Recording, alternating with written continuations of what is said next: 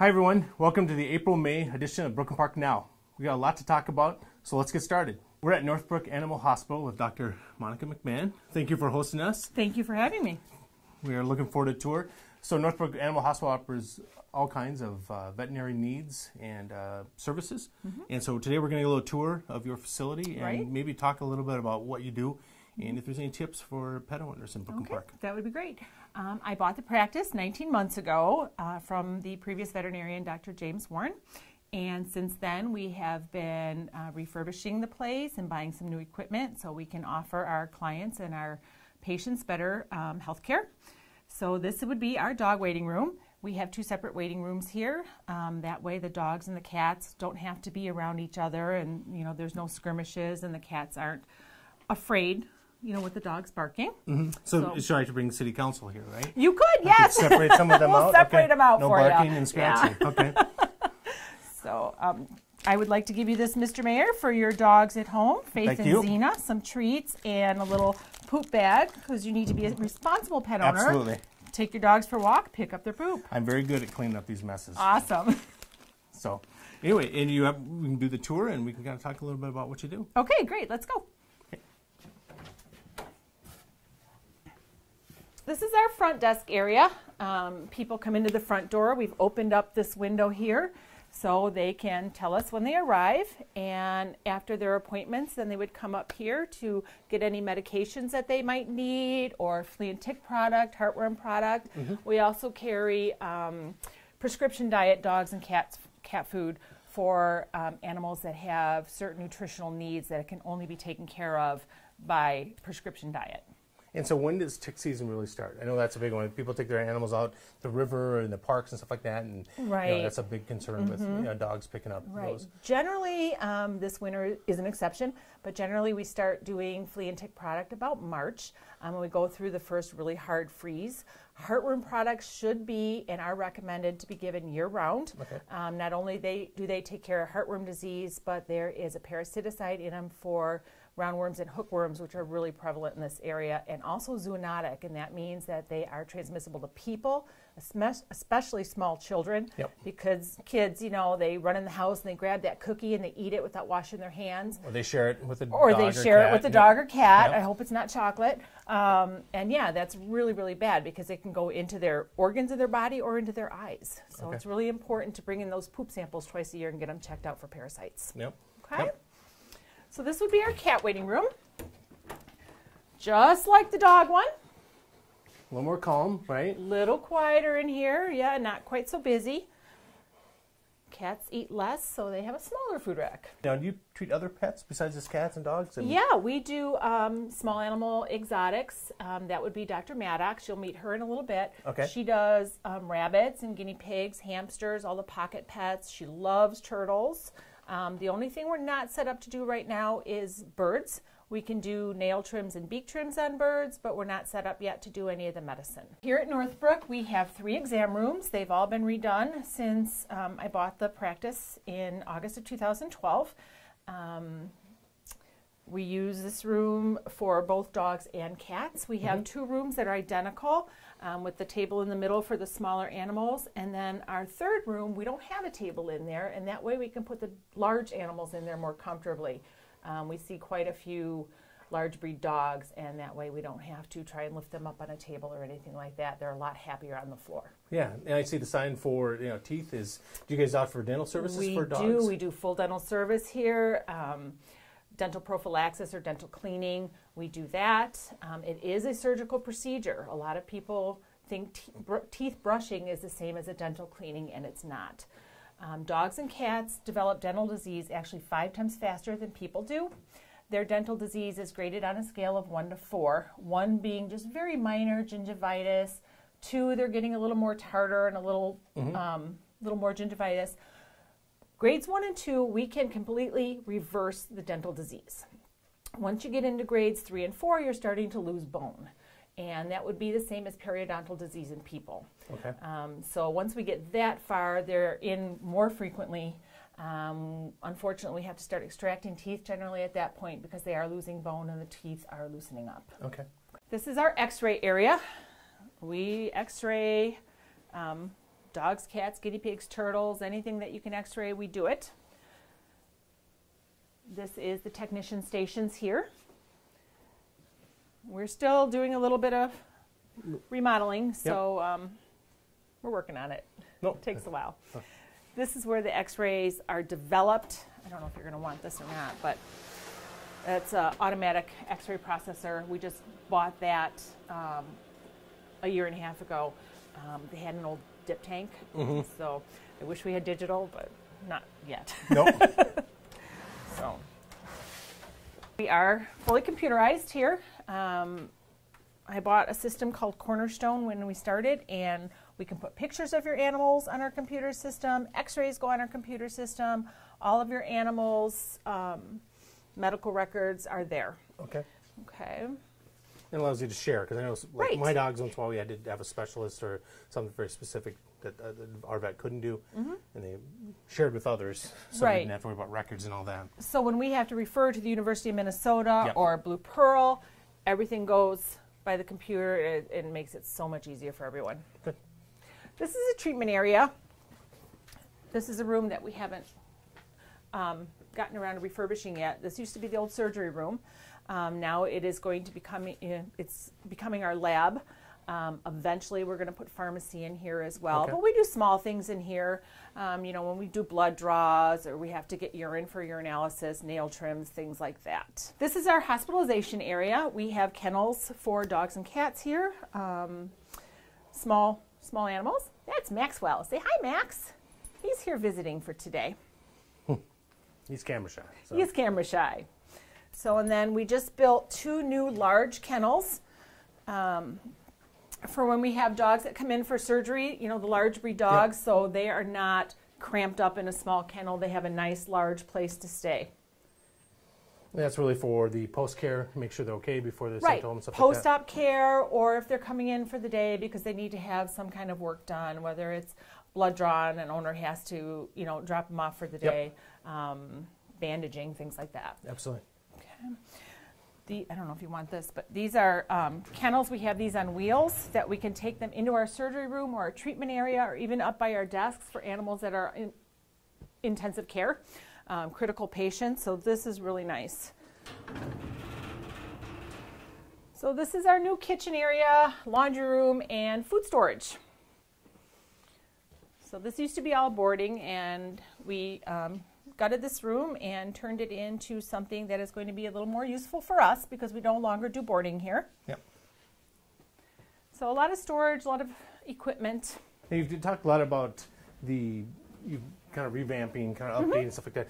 Do you have a long-term plan? Are you hoping to, are you trying to just get everything up to date? Is that what you're really working on? Yeah, we're bringing things up to date. We've gotten a lot of new equipment since I bought the place, things that brings us up to gold standard care. And that's something that we always shoot for. You've got to have the highest standards of care for your patients and clients too. And they need to know that that's what we're going to be offering their pets. This is Miss Savannah. She is a 7.5-year-old golden retriever, and she's a very, very good girl, isn't you, Nana Jane? Yes. I know. We're going to do your exam today, okay? You got a little tail wag for Auntie M? How is it you good girl? Yes, you are. So being that Savannah is 7.5 years old, she is considered a senior citizen. Once they hit 7 and they hit senior status, then we need to make sure that they are on the proper food. Okay, she should be on a senior diet. Dogs that are senior citizens, they need different nutritional requirements, a lot less fat, higher levels of good quality protein. Come here, honey. Uppy, uppy. Savannah has really nice teeth. See, oh, smile, Savannah. Oh, good girl. So she just has a little tiny bit of tartar back here, but she's not ready for a dental yet, okay? Her teeth are really very nice. Can we see inside? Oh, what a good girl. Looks like you had a treat in there, Savannah. Yes. We'll check your lymph nodes. Those feel nice and normal. That's good. How about if we look in your ears? Oh, it's a little bit red. Yeah. Let's see this one. Floppy-eared dogs are very prone to ear infections because the ear flap falls over the ear canal, and air can't get down there and keep things dried out, okay? Especially in the summer, then when they go swimming, and Savannah spends a lot of time at the lake. So it's really important to clean your dog's ears at least once a week. And if they start itching at them or they start to smell, you need to bring your dog into your veterinarian, hopefully that's me, and get them checked out, okay? Let's take a look with a scope. All right, Savannah, let's look, baby. Yeah, what a good girl. Oh, very good. The inside of Savannah's canals are nice and clean, so she just has a little bit of debris up in her ear flaps. What a good girl. Yeah, very, very brave. All right, let's take a look in those pretty eyes. What do you think, huh? Can you stand up for me, Savannah Jane? Come on up. Come on. Come on. Come on, Savannah. Up. Up. Come on, babies. Come on. A treat? What's it get a treat, Savannah?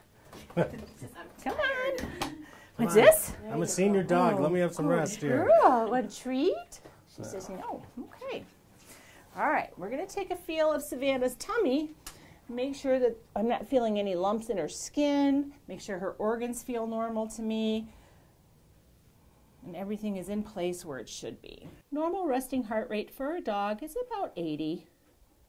It can vary a little bit per animal, just like it can in people. Oh, good girl. So Savannah looks really good. Her teeth are great. She's got that little lump, and at this point, you know, we'll probably take a look at it under the microscope by doing a fine needle aspirate, but I don't think it's anything to worry about right now. Savannah is not due for any of her vaccines today, but what she is due for is called a 4DX test.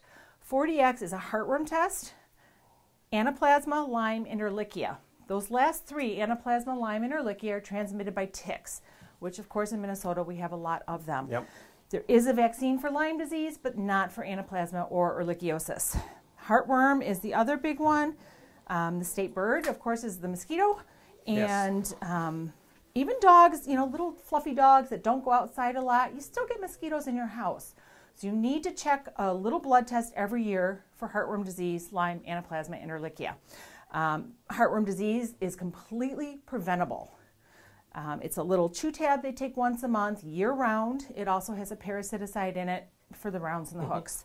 This is our new surgery room. We've completely redesigned it since we bought the practice back in August of 2012. We have a new surgery table that is actually heated, so when your animal comes in and has to have surgery or a dental cleaning done, the table stays nice and warm. When an animal is under a general anesthetic, as a person, their body temperature does drop, okay? So that keeps them nice and warm. So this is something they could do for humans that choose not to. So anytime humans have anything surgical, it's ice cold and... No, it's actually, their surgery tables are heated too. It's just darn cold in the room. They keep it so cold because the surgeons get so hot in all their gear. So we've got new dental equipment here. This is great. This is just like the dental equipment that is in your personal office for yourself. High-speed hand pieces, all fiber optic, polishing equipment. It's wonderful since they came out with this for pets. It makes their dental so much easier to do, and we can do a better job. Yep. So some of the new equipment that we got since I came here, IV pumps, we've got new anesthetic machines, autoclave for sterilizing all of our surgical instruments, oxygen tank in the corner, of course. This is an eyewash station. We are required by OSHA to have eyewash stations. We actually have 2 of them in the building. So if somebody splashes a chemical in their eye, they just come over here, flip this down, and rinse their eyes out. So now we're joined by Dr. Christine Maddox, who's going to walk us through small animals, and we have a couple rabbits, not so small, but smaller. Not so small. So maybe you could tell us a little bit about what's different and about an exam for a small animal. Okay, so our small animals are our exotics. The bunny rabbits are. Their big difference between them and the dog and the cat that you have at home is their digestive system. They're a little bit like a horse. So they can't throw up like a dog or a cat can, so it's really important that the food keep going from the front end to the back end all the time. Another important difference is that a bunny rabbit, because it's a prey animal, is built to hide its illness. So they may not tell you that they're sick until they're very, very sick. So if you have a bunny that stops eating for any reason, then immediately it needs to go and see the vet. Bunny rabbits don't need shots like your dog and your cat do, but they do need regular exams for the reason, again, that they're very, very good at hiding it when they're sick. And so the vet is able to pick up on a lot of things that your bunny may not be able to tell you.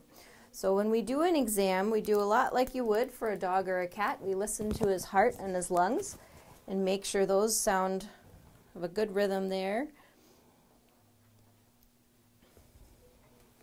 And he sounds really good. His lungs are nice and clear. And then I'll go back and I'll kind of feel his belly and make sure that everything is located where it should be, that I don't feel any lumps or bumps that shouldn't be there. Make sure that he's nice and soft and not kind of telling me something hurts, like he might get tense if something hurts, but he's nice and soft in here. And I'll look through his coat and make sure that he doesn't have any parasites or problems with his skin. So how long do bunnies live? A bunny rabbit will live anywhere between 8 to 12 years old. Okay. So almost like your dog or cat will. That's how he breathes. Rabbits are obligate nose breathers, which means that they they have to breathe through their nose. So for a rabbit, an upper respiratory infection is a pretty serious thing. It can be if they're not able to breathe. So what we'll do, his nose looks nice and clean. He doesn't have any drips there or anything that we're concerned about. So then we'll take a look at his eyes, and I can see all the way back to the back, which is what I'm looking for. There's one side, and then the other side. Next thing I'm going to look at is his teeth. Bunny rabbits have teeth a little bit like horse teeth in that they grow all the time. So if they're not wearing those teeth down appropriately, then they have a hard time eating, and it can cause ulcers and sores in their mouth. So I'll check those incisors right there and make sure that they line up nice. And his do. They're nice and straight.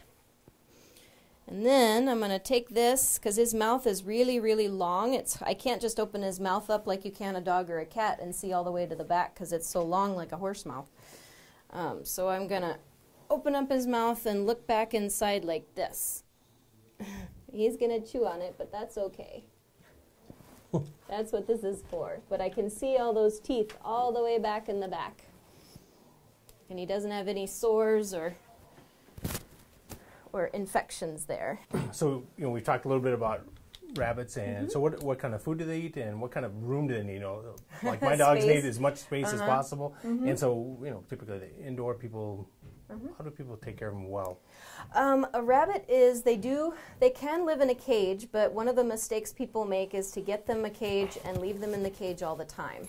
And then you have a rabbit that doesn't know how to interact with people. It's scared, and so it bites.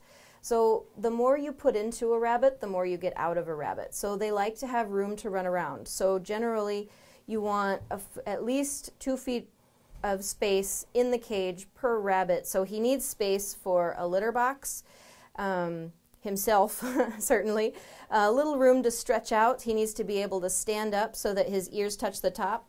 So his ears don't touch the top. So with Emmett, he's got such long ears they hang down. But if he had the stand-up ears, we would want to make sure he could stand all the way up straight and not bump his head, and be able to stretch out all the way straight and still be comfortable and have room for his food and his litter box and his toys. Rabbits are able to be litter trained, so they can learn to use a box like a cat, and they're very clean, so they can learn to run around in the house without making a big mess.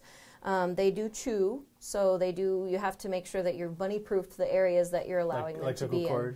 Electrical cords are a big one. He went through a refrigerator cord one time, and luckily he was okay. The refrigerator had to have a new cord. Yeah. So all over, Emmett looks really good. That's our basic bunny exam. Well, thank you for that.